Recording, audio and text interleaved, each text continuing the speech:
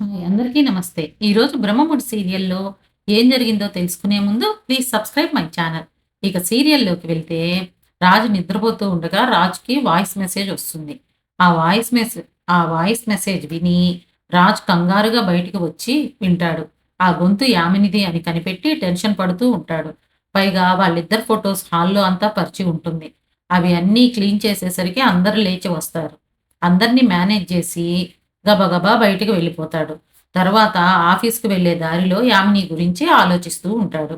యామిని తను కాలేజ్ డేస్‌లో లవ్ చేస్తుంది. పైగా రాజు కూడా ఇష్టపడతాడు. కానీ రాజుతో ఎవరిని ఫ్రెండ్‌షిప్ చెయ్యనీయదు. రాజు ఒకరోజు తన క్లాస్‌మేట్ అయిన ఒక అమ్మాయితో మాట్లాడుతూ ఉంటే, ఆమె రాజు మీద చెయ్యి వేస్తుంది.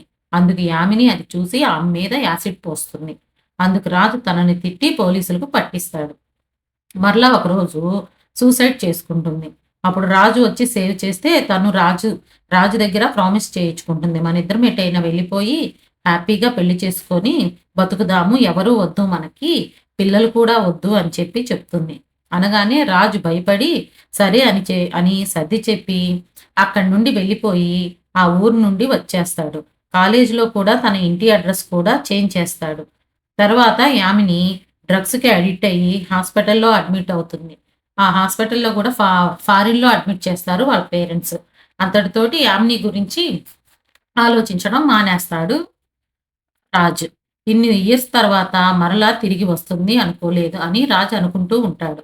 అని దారిలో కారులో వెళ్తా ఆలోచిస్తూ ఉంటాడు. అంతటితోటి ఈరోజు ఎపిసోడ్ అయిపోతుంది. రేపటి ఎపిసోడ్‌లో రాజుని కలిసిన యామిని నన్ను పెళ్లి చేసుకో అని అంటుంది. అందుకు రాజు నా భార్య కావ్య ఉండగా నేనెవ్వరిని ఆ ప్లేస్ ఎవ్వరికీ ఇవ్వలేను అని చెప్పి అంటాడు.